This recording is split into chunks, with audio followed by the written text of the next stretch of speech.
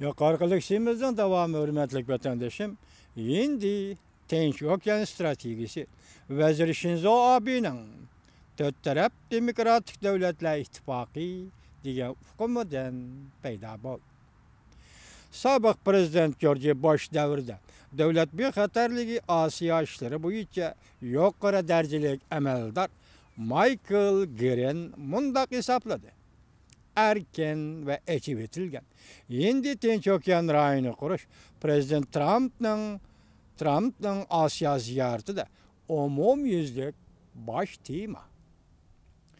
Lekin bu stratejiyaning negizlik edivi asosları Yaponiyaning vaziri Shinzo Abe'den kelgan. Texmi yiroqdan izlaganda bu strategik siyaset 19. asrdagi eng büyük Amerikalik strategiyachi dengiz huquqi nazariyasini o'ttirg'a qo'yguchi Alfred Thayer Mahan. Amerikalik Alfred Thayer Mahan'ning nazariyasidan kelgan.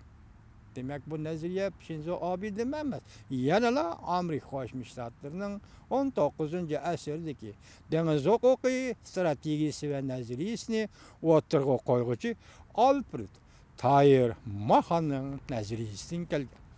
O mundaq dedi Michael Geren.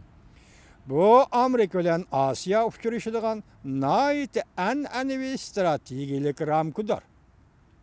Bu amaliyotda Yaponiyaning iddiviy xiyolları, Yaponiyaning vaziri Shinzo Abe o'ttirg'a qo'ygan siyosiy hukmdir.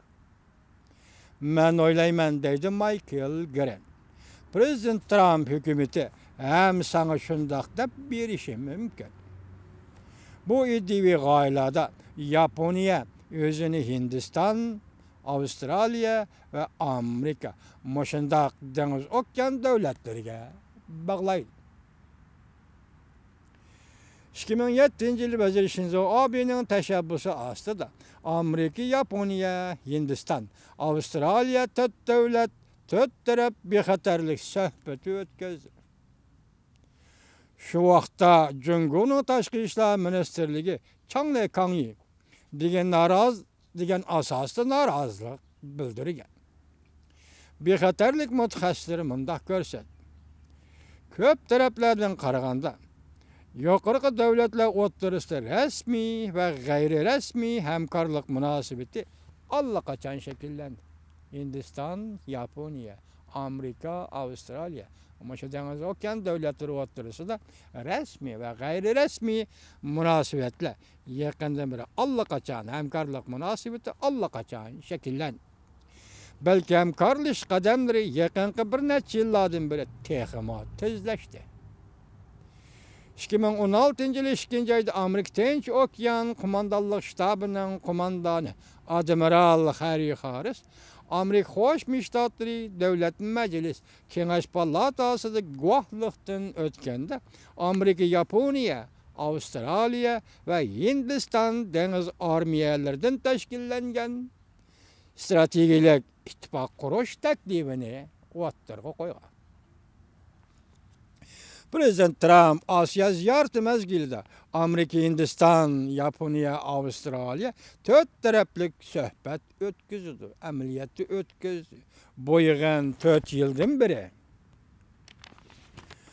yildan beri tunji qatam shundoq o'tkazilgan suhbat va yig'in bo'lib hisoblanadi.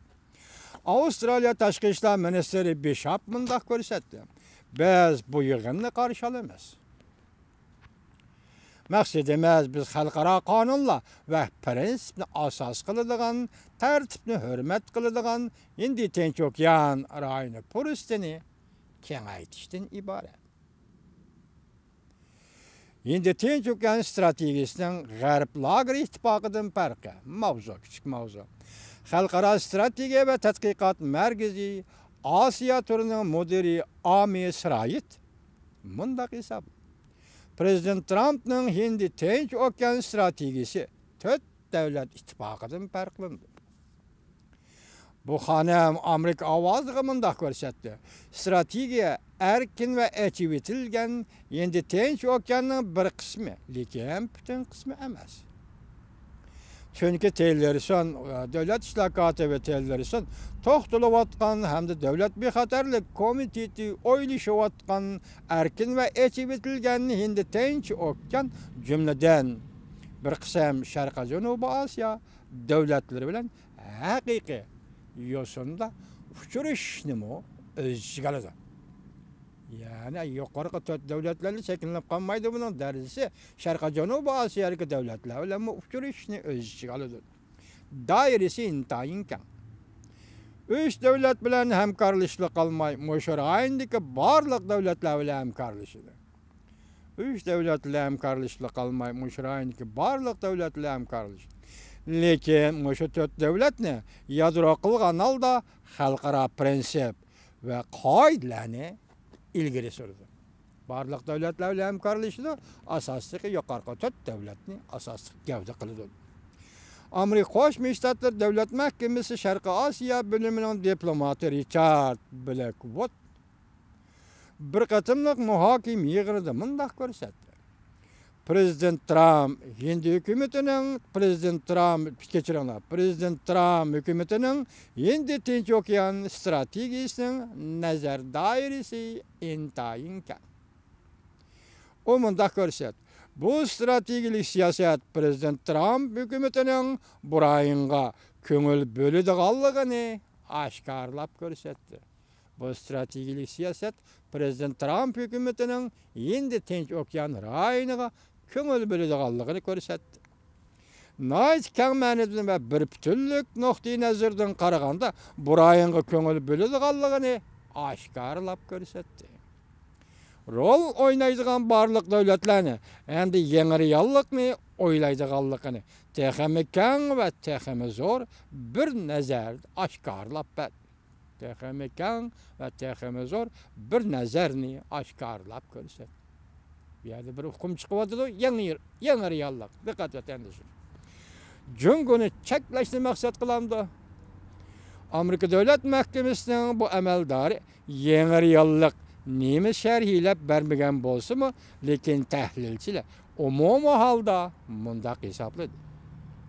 Bu yengiriyallık Devlet İşler Katibi eleksillerison notqada tılgı elip ötken Janubi Asya'daki demokratik devlet Hindistan bilen Amerika'nın yer şari miqyasıda stratejilik ortaklıkka yüzlenişini cümleden küçülüp kilovatkan lekin prensip ve halkara tertipke emel kılmaydıgan Cungu'nun Asya Tinç Okyan rayoniga yetekçilik kılışı yol koymaslıktan ibaret yengiriyallıkni görüştü.